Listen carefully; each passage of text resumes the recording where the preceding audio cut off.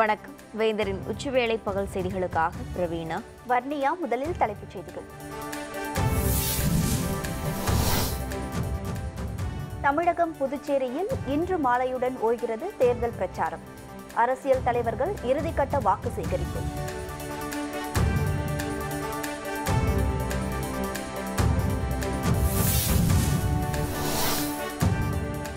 தமிழகத்தில் மீண்டும் திமுக ஆட்சி அமைக்கும். தேர்தல் பிரச்சாரத்தில் மு.க. ஸ்டாலின் பேச்சு.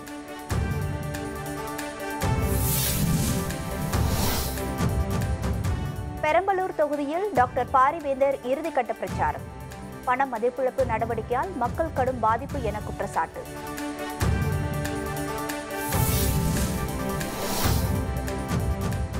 வேலூர் தொகுதியில் தேர்தல் ரத்து இல்லை. தலைமை தேர்தல் ஆணையம் விளக்கம்.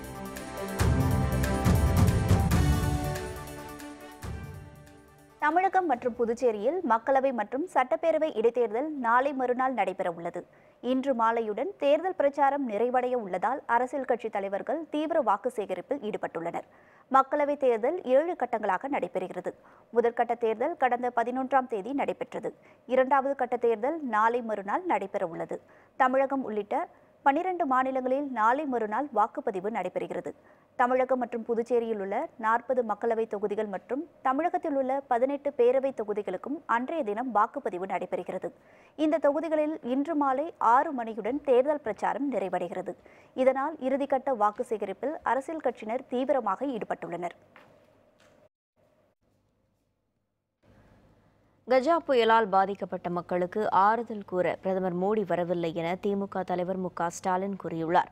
நாகப்பட்டினம் மக்களவைத் தொகுதியில் திமுக தலைமையிலான மதச்சார்பற்ற கூட்டணியில் இந்திய கம்யூனிஸ்ட் வேட்பாளர் செல்வராஜ் போட்டியிடுகிறார்.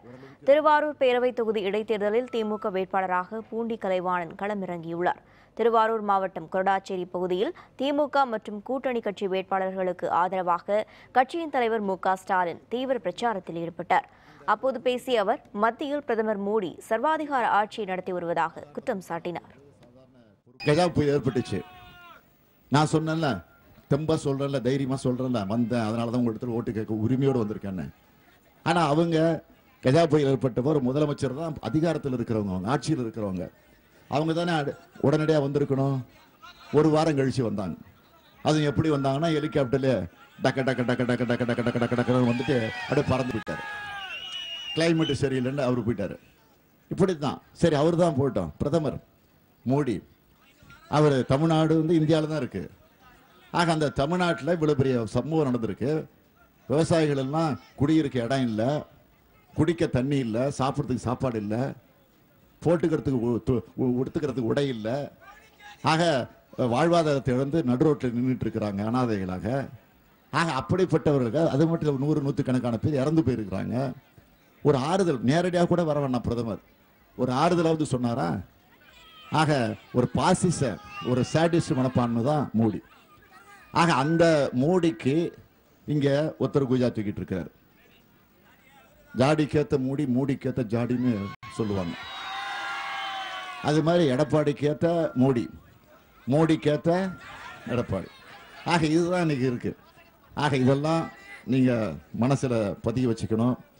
ஆகவே இந்த ஸ்டாலினை பொறுத்த வரைக்கும் தமிழ்நாட்டில் எந்த ஒரு தமிழனுக்கு பாதிப்பட்டாலும் அந்த இடத்துல முதல் இடத்துல நிற்கக்கூடியவன் தான் இந்த ஸ்டாலின்.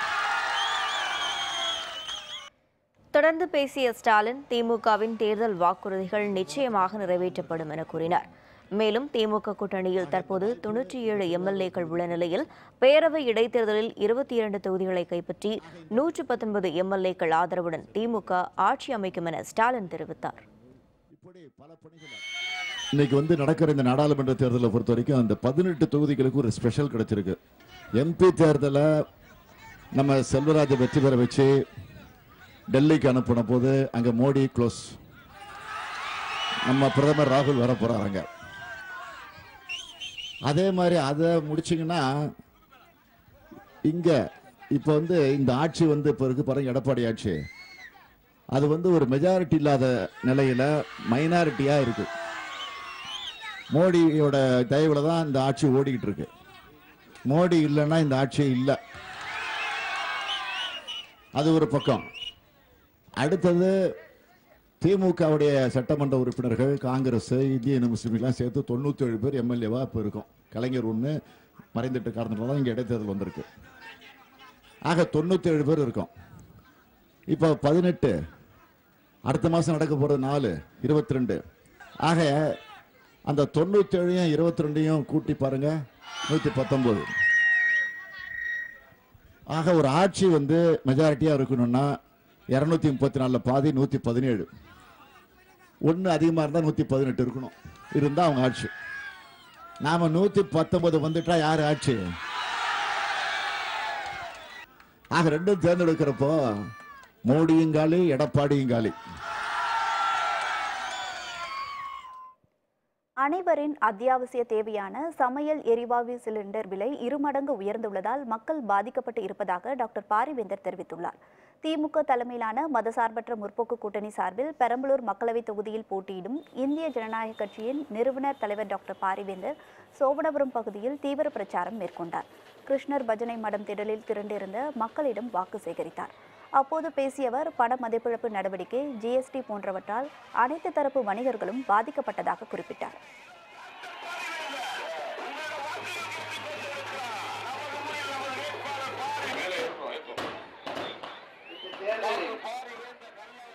ஏன் நாம் மோடி அரசை வெளியேற்ற வேண்டும்?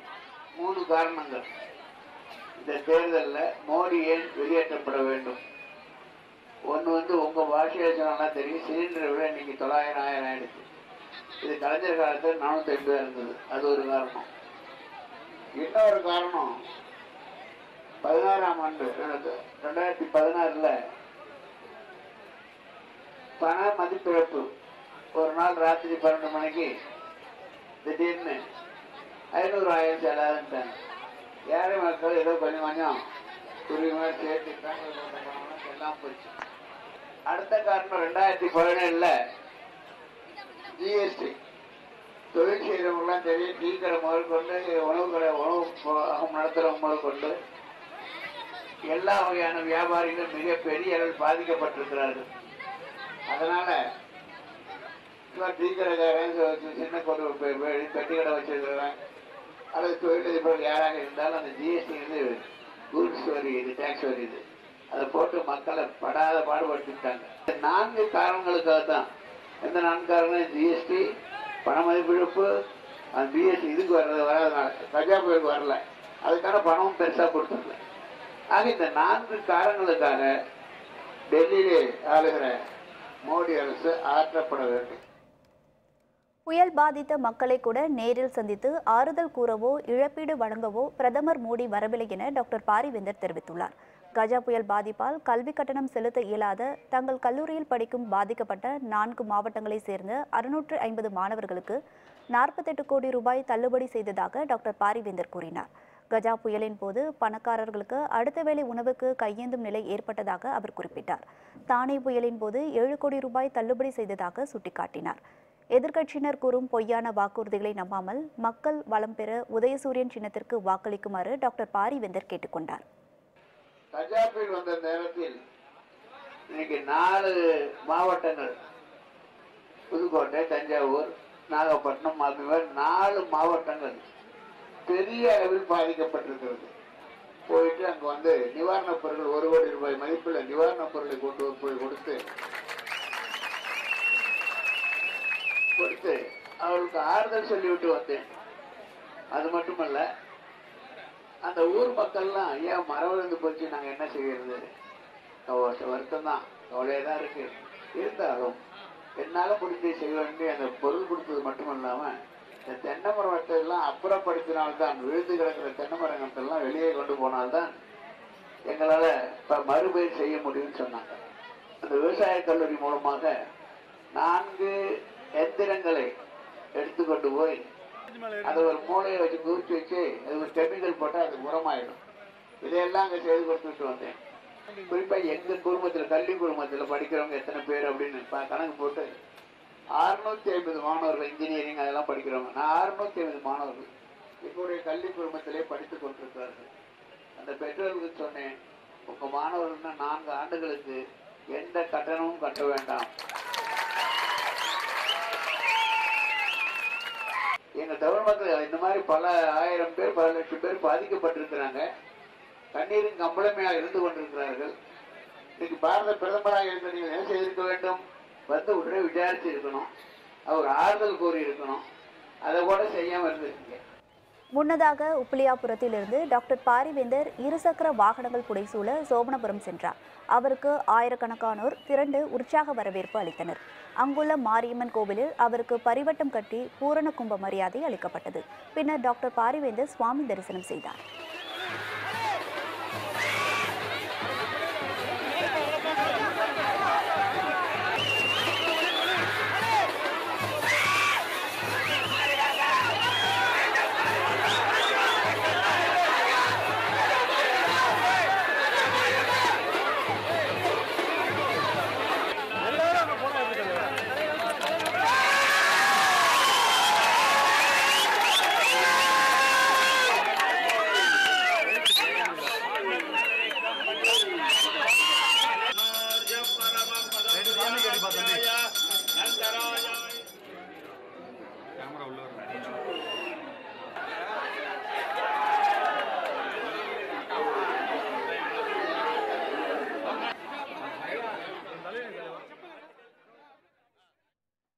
பெரம்பலூர் தொகுதியை டாக்டர் பாரிவேந்தர் வளர்ச்சியடைந்த தொகுதியாக மாற்றுவார் என விடுதலை சிறுத்தைகள் கட்சித் தலைவர் திருமாவளவன் தெரிவித்துள்ளார். மதச்சார்பற்ற முற்போக்கு கூட்டணி சார்பில் பெரம்பலூர் மக்களவைத் தொகுதியில் போட்டியிடும் இந்திய ஜனநாயக கட்சியின் நிறுவனர் தலைவரான டாக்டர் பாரிவேந்தரை ஆதரித்து திருமாவளவன் இன்று வாக்கு சேகரிப்பில் ஈடுபட்டார். அப்போது வாக்காளர்களிடையே பேசிய அவர் ஜிஎஸ்டி போன்ற திட்டங்களை கொண்டு வந்து இந்துக்களை பிரதமர் வஞ்சித்து விட்டார் என கூறினார். மேலும் மோடியும் ராமதாசும் இந்து மக்களை ஏமாற்றி வருவதாகவும் திருமாவளவன் குற்றம் சாட்டினார். எந்த முரண்பாடும் இல்லாத திமுக கூட்டணி சார்பில் போட்டியிடும் டாக்டர் பாரிவேந்தருக்கு உதயசூரியன் சின்னத்தில் வாக்களித்து அவரை வெற்றி பெறச் செய்ய வேண்டும் என திருமாவளவன் கேட்டுக்கொண்டார். திமுகவோடு காங்கிரஸ், திமுகவோடு கம்யூனிஸ்ட் கட்சிகள், திமுகவோடு விடுதலை சிறுத்தைகள் கட்சி, திமுகவோடு மதிமுக, திமுகவோடு இன்றைக்கு கூட்டணி சேர்ந்திருக்கிற ஐஜேகே உட்பட ஒரு கொள்கை அடிப்படையிலே நாம் கைகோர்த்து நிற்கிறோம். பணமதிப்பு நீக்க நடவடிக்கையால் இந்துக்கள் பாதிக்கப்படவில்லையா? வணிகர்களாக இருக்கிற இந்துக்கள், தொழிலாளர்களாக இருக்கிற இந்துக்கள், விவசாயிகளாக இருக்கிற இந்துக்கள் பணமதிப்பு நீக்க நடவடிக்கையால் பாதிக்கப்பட்டார்களா இல்லையா? இந்துக்களின் பாதுகாவலர் நரேந்திர மோடி என்று சொன்னால் இந்த பாதிப்பு எந்த கணக்கிலே சேரும்? தயவுகூர்ந்து எண்ணி பாருங்கள். வேலூர் மக்களவை தொகுதியில் தேர்தல் ரத்து செய்யப்படவில்லை என தலைமை தேர்தல் ஆணையம் விளக்கமளித்துள்ளது. வேலூர் மக்களவை தொகுதியில் திமுக சார்பில் அக்கட்சியின் பொருளாளர் துரைமுகன் மகன் கதிர் ஆனந்த் போட்டியிடுகிறார்.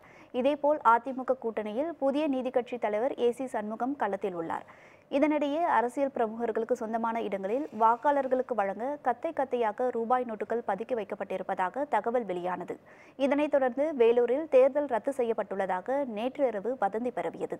இந்நிலையில் இந்திய தலைமை தேர்தல் ஆணையத்தின் அதிகாரப்பூர்வ செய்தி தொடர்பாளர் ஷெய்பாலி ஷரன் விளக்கம் அளித்துள்ளார். வேலூர் தொகுதியில் திட்டமிட்டபடி தேர்தல் நடைபெறும் எனவும் வதந்திகளை நம்ப வேண்டாம் என்றும் அவர் கூறினார்.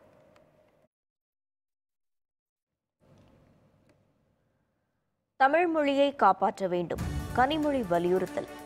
விவரம் விளம்பர இடைவேளைக்கு பிறகு.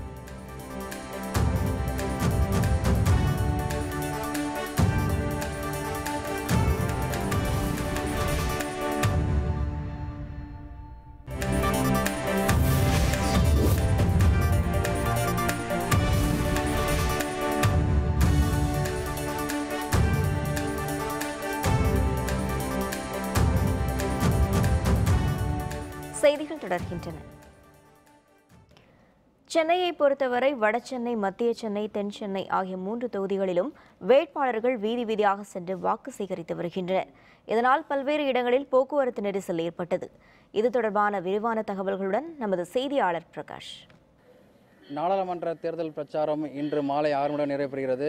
இந்தியா முழுவதும் நாடாளுமன்ற தேர்தல் 7 கட்டங்களாக நடைபெற்று வருகிறது. குறிப்பாக வருகிற 18ஆம் தேதி தமிழகம் மற்றும் புதுச்சேரி 40 நாடாளுமன்ற தொகுதிக்கான இந்த தேர்தல் நடைபெறுகிறது. குறிப்பாக இந்த தேர்தலுடன் தமிழகத்தில் இருக்கக்கூடிய 18 சட்டமன்ற இடைத்தேர்தலும் நடைபெறுகிறது. இந்த தேர்தலை ஒட்டி தற்போது கடந்த ஒரு மாத காலமாக அரசியல் கட்சிகள் தங்களுடைய வேட்பாளர் ஆதரத்தை தீவிர பிரச்சாரம் மேற்கொண்டிருக்கிறார்கள்.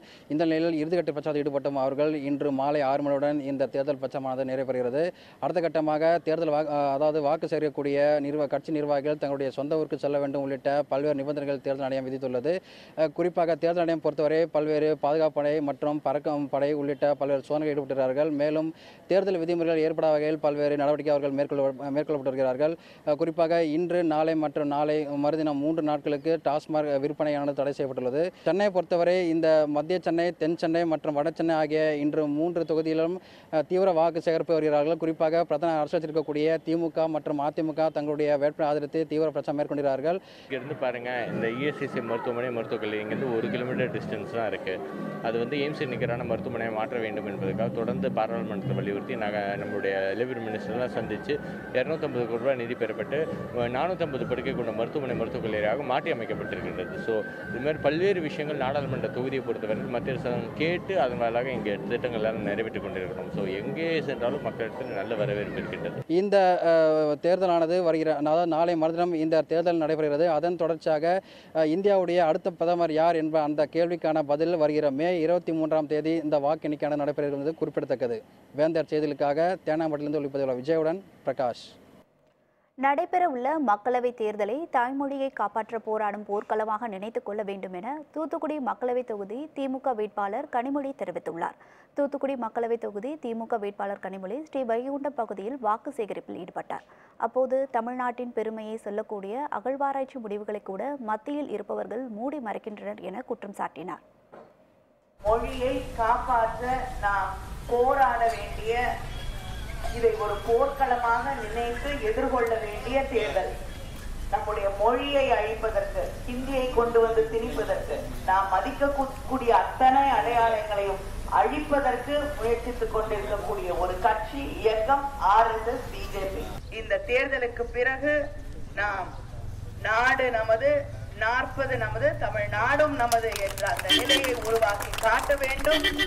அப்பொழுதுதான் இந்த நாட்டை, இந்திய நாட்டை, தமிழ்நாட்டை நாம் காப்பாற்ற முடியும் என்பதை உணர்ந்து கொண்டு இந்த தேர்தலிலே நாம் வாக்களிக்க வேண்டும். உங்களுக்கு தெரியும், திராவிட முன்னேற்ற கழகம் மக்களுக்கு தரக்கூடிய வாக்குறுதிகளை எல்லாம் நிறைவேற்றி தரக்கூடிய இயக்கம்.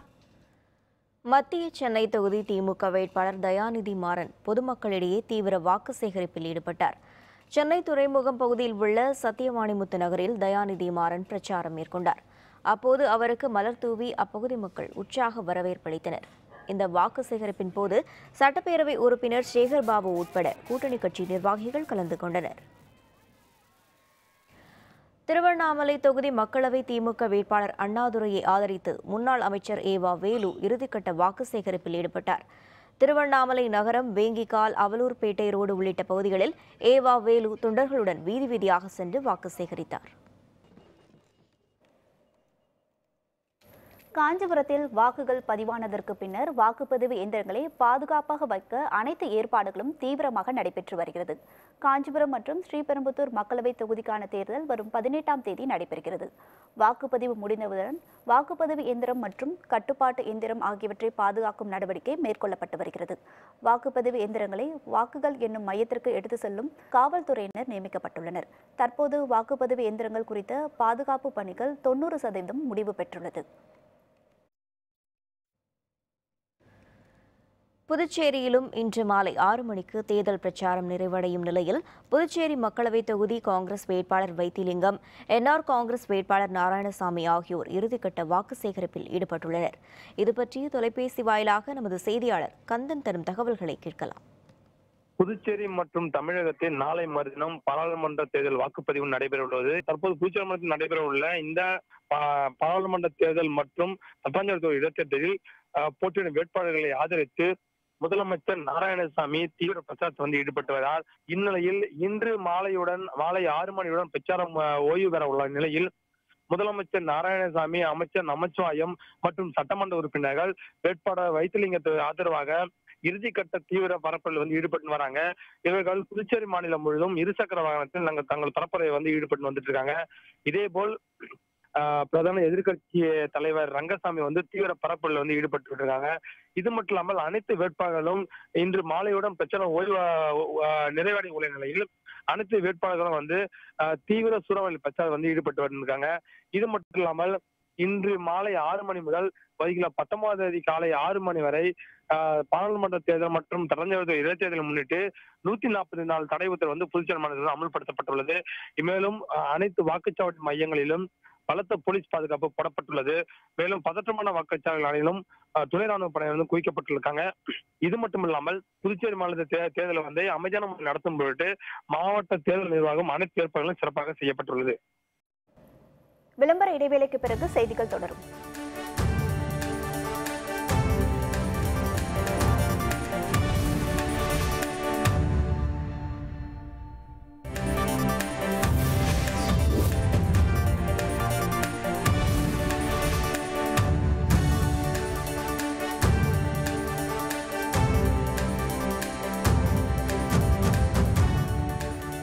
செய்திகள் தொடர்கின்றன.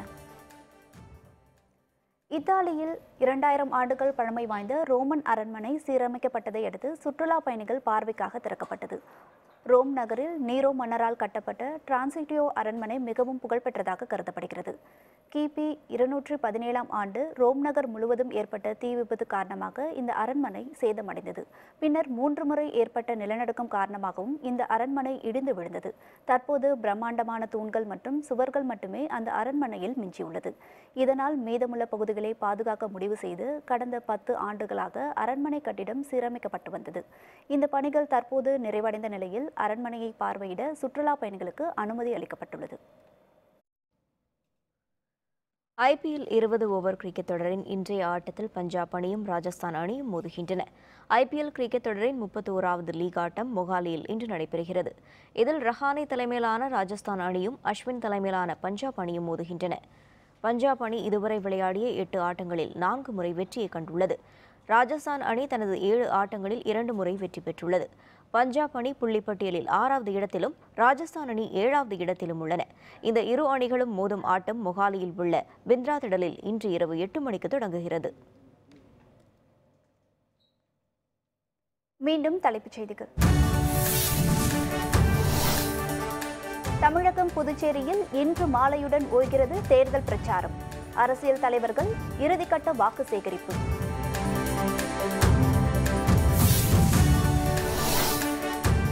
தமிழகத்தில் மீண்டும் திமுக ஆட்சி அமைக்கும். தேர்தல் பிரச்சாரத்தில் மு.க. ஸ்டாலின் பேச்சு.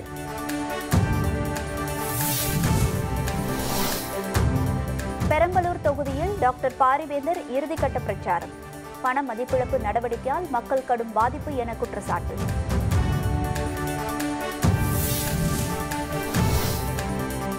வேலூர் தொகுதியில் தேர்தல் ரத்து இல்லை. தலைமை தேர்தல் ஆணையம் விளக்கம். இத்துடன் வேந்தரின் உச்சிவேளை பகல் செய்திகள் நிறைவடைந்தன. வேந்தர் டிவி செயலியை பதிவிறக்கம் செய்து முக்கிய செய்திகளை நேயர்கள் காணலாம். மீண்டும் மாலை 5:30 மணிக்கு வேந்தரின் தேர்தல் சிறப்பு செய்திகளில் சந்திப்போம். வணக்கம்.